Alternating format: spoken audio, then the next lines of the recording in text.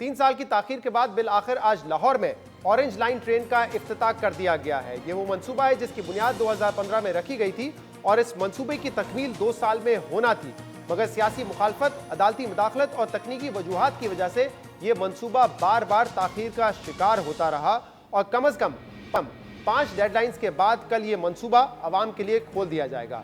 तहरीके इंसाफ की पंजाब हुकूमत ने आज इस मंसूबे का इफ्तिताह तो कर दिया है, मगर तहरीके इंसाफ माजी में खुद इस मंसूबे की सख्त मुखालफत करती रही है और आज भी इस मंसूबे की फाइनेंशियल वायबिलिटी पर सवालात उठाए जा रहे हैं। यानी पंजाब हुकूमत इस मंसूबे से जुड़े खसारे और सब्सिडी का बोझ क्या उठा भी सकेगी या नहीं, जिस पर आगे चल के हम तफसील से बात करेंगे। आज लाहौर ऑरेंज लाइन ट्रेन का इफ्तिताह कर दिया गया है। वज़ीर आला पंजाब उस्मान बुज़दार का कहना था कि ये मंसूबा लाहौर के शहरियों को सफ़र की आलमी मयार की सहूलत फराम करेगा और ये मंसूबा ग्रीन जीडीपी का हिस्सा बनेगा। लेकिन तहरीके इंसाफ के अपने वज़रा ये मंसूबा मुकम्मल होने के बाद भी इस पर अपने तहफ़्फ़ुज़ात का इजहार कर रहे हैं। वफाकी वज़ीर बराए science and technology Fawad Chaudhry ने अपने ट्वीट में कहा कि पब्लिक ट्रांसपोर्ट के मंसूबे दीगर तरक्याती मंसूबों की तरह अहम है, मगर असल मसला इन मंसूबों में प्लानिंग का है, प्लानिंग के फुकदान का है, पैसों के बेपनाह ज़िया और गैर मंतकी सब्सिडी है। फवाद चौधरी का कहना था कि अब लाहौर के इस मंसूबे पर 12 अरब रुपए की सब्सिडी दी जाएगी जो सारा पंजाब देगा।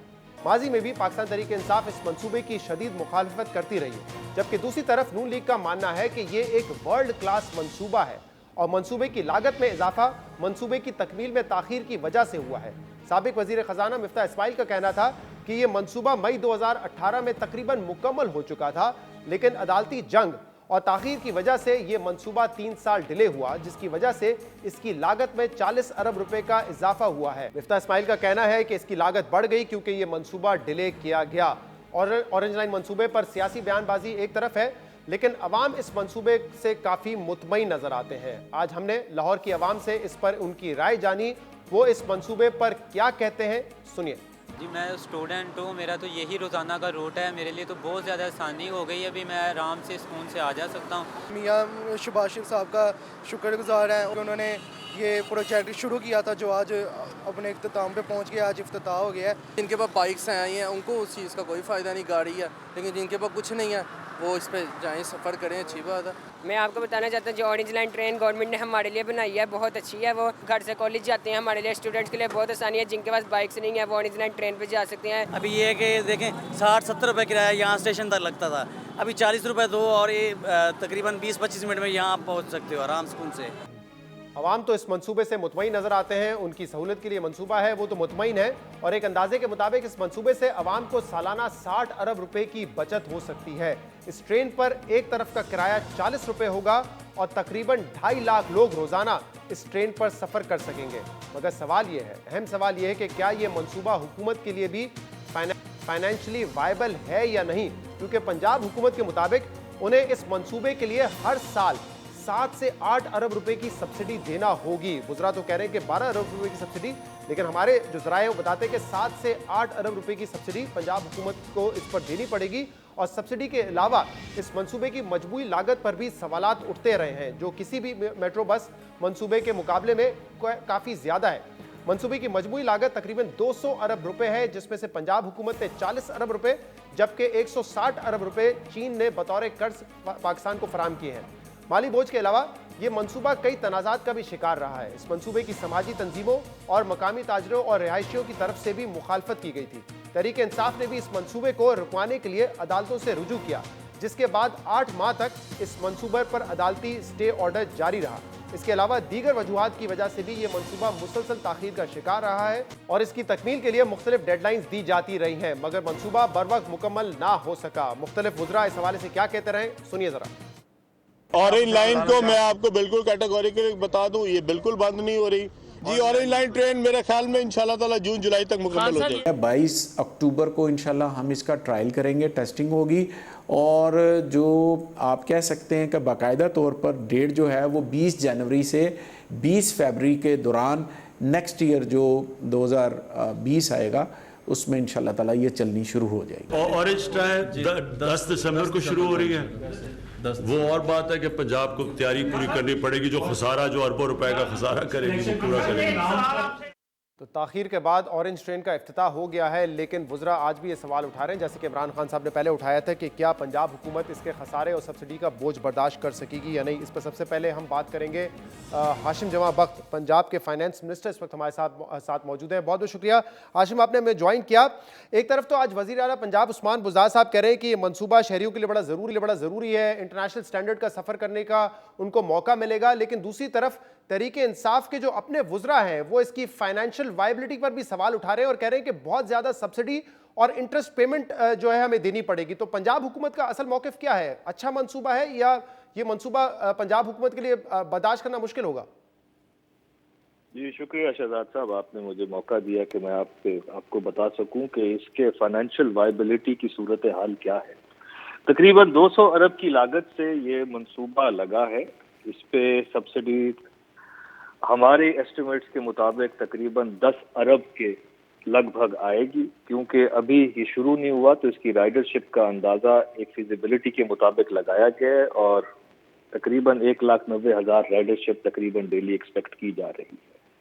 इस मंसूबे के अंदर अभी इंटरेस्ट पेमेंट दी जाएंगी और साथ साथ इसकी ऑपरेशनल कॉस्ट का जो खसारा है, मगर जब इसके साथ साथ इसकी प्रिंसिपल रीपेमेंट शुरू होगी तो ये तकरीबन 18 से 20 अरब रुपए की सालाना सब्सिडी खाली एक मंसूबे पे दी जाएगी। जब प्रिंसिपल पेमेंट भी शुरू हो जाएगी तो 18 जी, अरब जब इसकी 18 अरब रुपए इसकी तकरीबन आएगी। जहां पे आपने बात की कॉस्ट ओवररन्स की, तो मैं वहां उसको क्लियर करता चलूं कि ताखीर की वजह आपको पता है कि इसमें लिटिगेशन भी हुई थी और इसकी फिजिबिलिटी में कुछ ऐसी जगहें जैसे चौबुर्जी हो गई और एक दो और जगहें हो गई जहां पे इसको फिर रेज किया गया, इसकी टेक्निकल चेंजेस कराए गए, जिसकी वजह से एलडीए और वहां पे कुछ तारें चेंज की, बिजली की लाइंस को शिफ्ट किया गया, उसकी वजह से 10 अरब रुपए की उसमें टेक्निकल वजूहात की वजह से डिले आई, जो कि इसकी दूसरी ताखीर थी। वो इस हुकूमत ने बेहतर नेगोशिएट कर ली चाइनीज के साथ और वहां पे कॉस्ट ओवररन को नहीं आने दिया,